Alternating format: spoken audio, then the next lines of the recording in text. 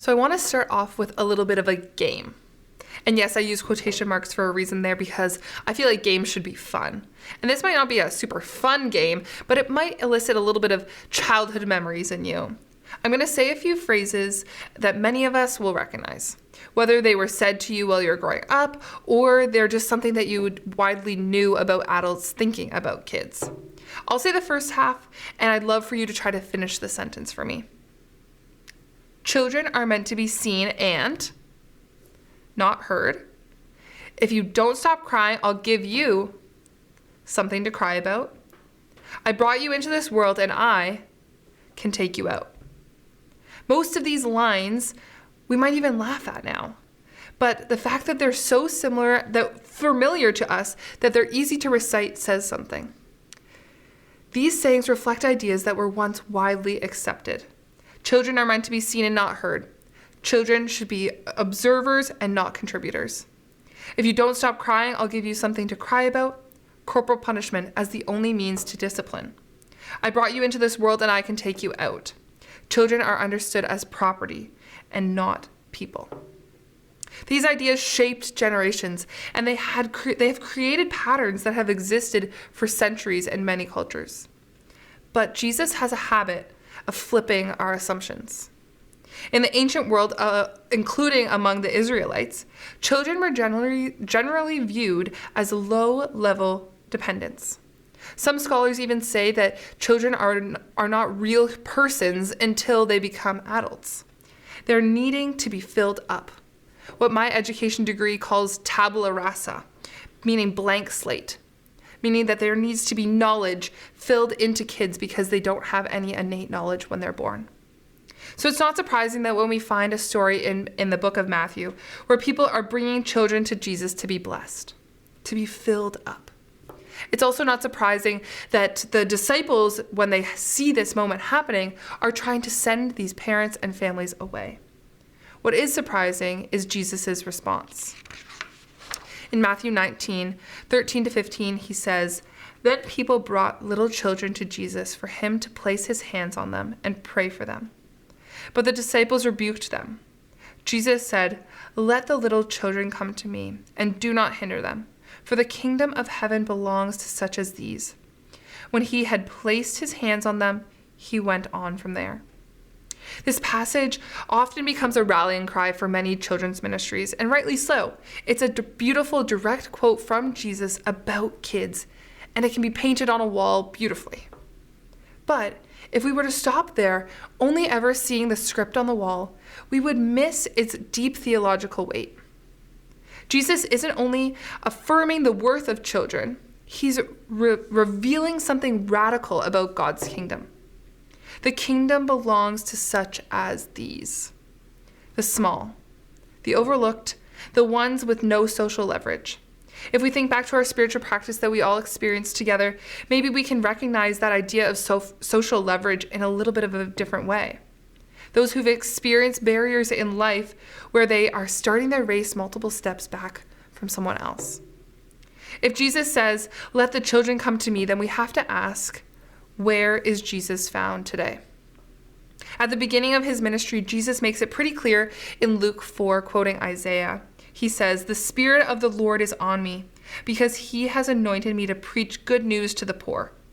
He has sent me to proclaim freedom for the captives and recovery of sight for the blind, to release the oppressed, to proclaim the year of the Lord's favor." Jesus doesn't describe his mission on earth as a time to influence those who already have power and do that behind closed doors. He says his mission is towards the poor, the imprisoned, the oppressed, those who have experienced and continue to experience barriers. Around Southridge, we often talk about people on the margins, those outside the spaces where power and influence and comfort tend to gather, people whose lives have been shaped by hardship. Jesus doesn't treat people on the margins as a side project or something to come to when you have time. He makes it even more clear during his Sermon on the Mount.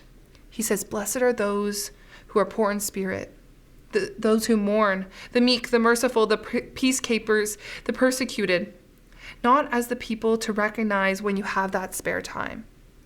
but as those who are the center of God's vision. This is where Jesus spends his life, among the marginalized. And if the children are called to come to Jesus, this is where we should also be heading. The question goes from, where can Jesus be found, to how can we accompany our children there? If you've been around Southridge for a while, you've probably heard us say the phrase, friendship makes the difference. We believe that the church is meant to be an intentional continuation of Jesus' life of love, experiencing and expressing this love. Not a service provider that can be consumed, but a community shaped by mutual and relational love.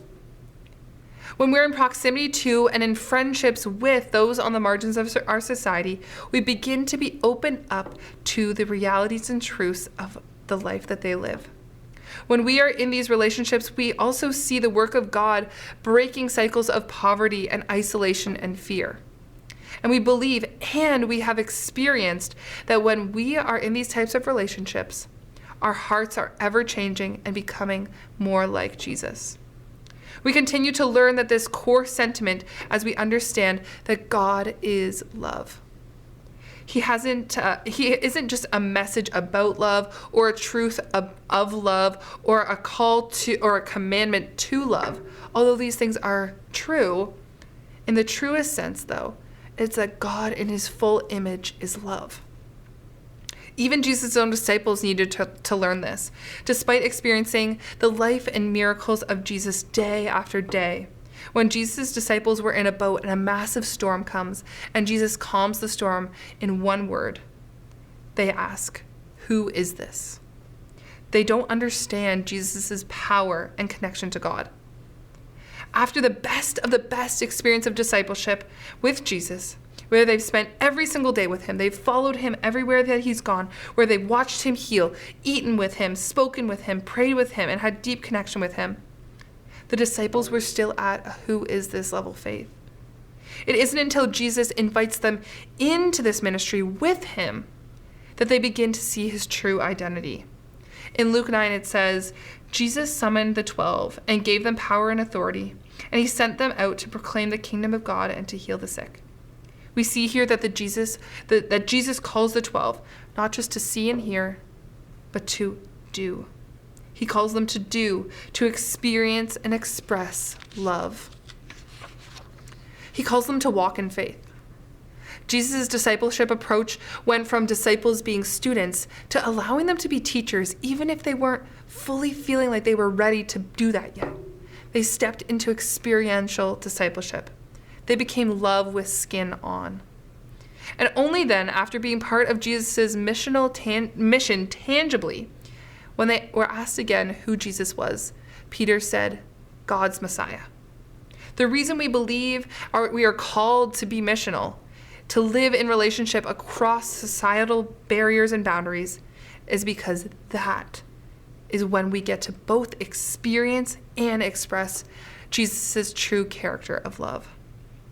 So, we answered the question, where is Jesus found? Among the marginalized. How can we accompany our kids there? Through relationships with those on the margins. Now we have to ask, how can kids fit into this way of following Jesus? I concede that we haven't always thought about missional living with families in mind. But what we are learning and growing towards is recognizing that this is actually the gift that we can give our kids. A way of raising them that allows them to grow and experience and express Jesus' love instead of just hearing about it like a concept. Being part of a missional community is being in relationship with those who are different than each other. And sometimes that can feel scary or uncomfortable. And if that's where you're at, that is totally valid. Being in these types of spaces is not always easy, but I want to push you to see their importance. My mom always told me that growth never happens when you're comfortable. She mostly was probably talking about the intense growing pains that I had when I was about 11 years old, but I think that rings true to a life of faith as well. When we are uncomfortable, we need to lean on Jesus through that discomfort, and it helps us to untie those knots. At Southridge, we're learning to frame this journey through 3 movements: educate, expose, and equip. Educating kids, parents, and adults about God's love and the framework of love that Jesus displays. Sometimes that happens through a message kind of like this, or for our kids right now as they're learning in their own spaces together. Education also happens through our annual impact report. This shows the work that our church is doing and our anchor causes, which can be shared with our children to help them understand who we are as a church and who the church is. Or through our mission-minded day camp Activate, or our youth experiences like Yes Chef, where they went to Welland and cooked a meal learning about food insecurity. Or our recent Downtown Dash, where our youth walked through spaces downtown St. Catharines that many of our friends experiencing homelessness walk every day. Exposing our kids to spaces where they share space and laughter with those who are different than each other, who are experiencing marginalization in our community. In our Welland location, in response to food insecurity that many in our community face, we provide dinner every Friday night of the year. These meals are opportunities to share out of our abundance, a safe, warm place to eat. And it's also a place where we can model to our children how to share a table, how to ask questions, share a laugh with people who are different than each other. In our Vineland location, we began to dream about how the Sunday Caribbean Center that we've been offering with healthcare, legal support, and a free thrift shop for our farm worker community, we started to think about how could this be a place for our children as well. So we started opening up the gym. We had soccer and floor hockey and mini cricket, which is now part of what we call our Caribbean Canadian Center nights. This has transformed into a place where kids and their caregivers, alongside their migrant farm workers, can all enjoy games together. Sometimes it's a Jamaican farm worker friend helping a kid learn how to hold a cricket bat, or maybe it's some of our kids teaching our Trinidadian friends how to play hockey for the first time. In our St. Catharines location, we hold Christmas and Thanksgiving dinners, crokinole tournaments, or trivia nights. And these serve as opportunities for families and community members across different experiences to share a meal together or share stories across a game board, creating opportunities to get to know each other. This past Christmas, we had 350 people join in one room. Current residents, past residents, churchgoers, families, kids, community members. And beyond that, our youth were the ones who were serving. They were the ones who were giving out the food. They were the ones who were providing a space for kids to feel like they were part of something, with some coloring and craft activities being a part of it. It was a beautiful picture of God's kingdom in one place. And we often say about these events that if Jesus was in town on Christmas, that this is the dinner party that he would attend. Similarly, the opportunities that we have with our Becoming Good Relatives team to share meals with Indigenous communities here in Niagara and out at Six Nations all serve to expose our children to the lives of Indigenous neighbors. And then the third step in this journey, equipping. Equipping our children to better understand how this changes the way that we live each day. How we can learn to behave more like Jesus and grow closer to him. Some of these happen as we respond to these exposure experiences. We're able to ask our children questions on the drive home from each of these experiences. Why we ate that meal away from our own table, and how this teaches us about Jesus. As our Welland location pastor Tom Lowen often says after he describes his monthly visits with his 2 young kids to Harvest Kitchen, he says that these moments, these experiences, are actually the best parenting that he does in a month. We invite you to lean into these opportunities for your children as well, equipping you with resources to equip them to an experiential journey of following Jesus, just like the disciples needed in order to really know who Jesus was. Taking our kids and ourselves from a who is this level faith to a always knowing for sure that Jesus is God's Messiah. And through it all, we are learning that each of our anchor causes are not barriers for our families and kids, but are able to be well supported in our community. but opportunities for this education, exposure, and equipping to be experienced. A chance for us to tangibly experience that these are the realities that some amongst us face each day. And our children should also know these things. But beyond that even in our differences, we are all children of God, made in the image of Jesus, with love to share with each other. We believe that these are the spaces that Jesus spent his time. And if Jesus invites his children to be with him, then we should probably go to where he can be found. As one of our pastors, Carrie Jones, has often said, this is the gift that we uniquely have here at Southridge for our kids and youth.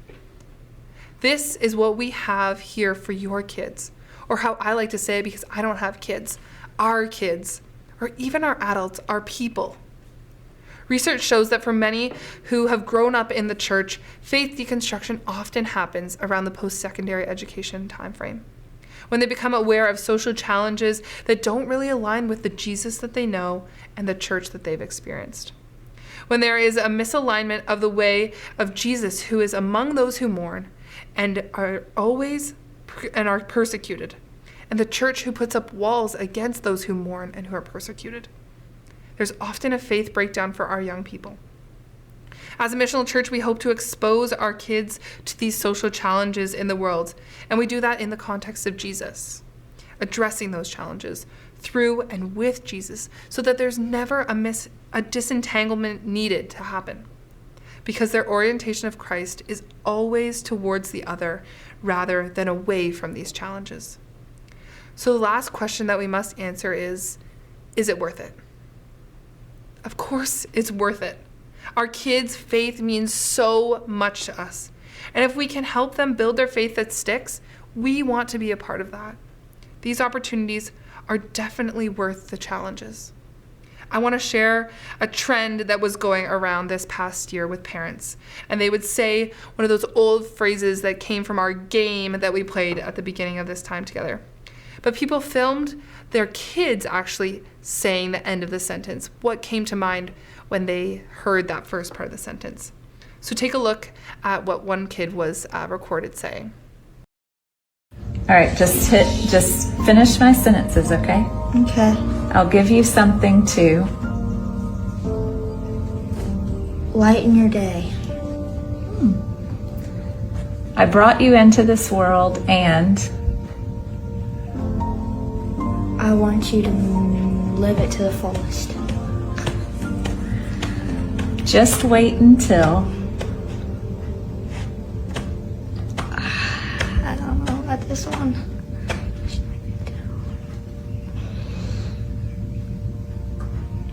I finish this and then we can play together. Good. Okay. As long as you live under my roof, You will be loved. and children should be seen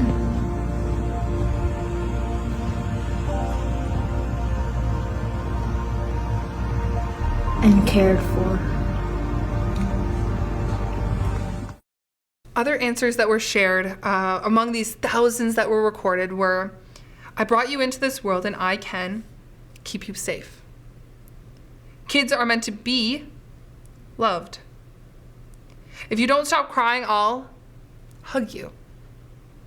We get to establish these new patterns. We get to change the narrative, and it's already starting to change. To Jesus, church was never a building. It was an embodied love of God, people of all ages bringing love to life together. Our hope is that this is the vision of church that our kids will join in and grow into. A church where we share meals across different, learn about injustice without fear, and experience Jesus among those he loved. So, let's raise the next generation, not just in church, but as the church, and help our kids finish the sentences about church in a way that sounds way more like that video than how we played in our game at the beginning. And let's define church as a community that embodies Jesus, brings his love to life, and invites our children to know him and to be his love in the world. And now, as I close, I want to put my kids' ministry brain on. I want to give you a moment because in all the lessons that I get to teach our kids every week here, it begins with a big idea and it ends with that same big idea. That phrase that kids can go home and when parents inevitably ask, what did you do or what did you learn at church today, they can hopefully pull out of their back pocket and say to them. Something like, peacemakers reflect God's peace to the world. That's what our kids learned last week. Or maybe this morning, our kids will hopefully be able to say, we can build peace when we are in relationship with others. But I don't think today for our adults, there's one singular big idea. I think it's more of a spark of transformation, depending on where we find ourselves. For some of us, I hope today is a spark that lights something in you to make a new decision, to see people differently, to love others differently. Or maybe it's the smallest spark that just pushes you to sit somewhere different at church next week. Or come out to an event that you normally wouldn't attend. For some of us, I'm hoping this spark for ourselves is to come to Jesus and move closer to and experiencing and expressing his love in the way he did. And yes, today we also talked about kids specifically, wanting to let kids come to Jesus and experience and express his love in the same way we're invited into. But I think the thing we talked about and the spiritual practice we experienced is for all of us, even if we don't have kids. The goal today is for us to let the children of our community come to Jesus, together with all of us as we're also coming to Jesus, experiencing and expressing his love with people on the margins, together as the church. I truly believe that this message has a small spark, no matter where you are on your journey. You just have to take some time to recognize it.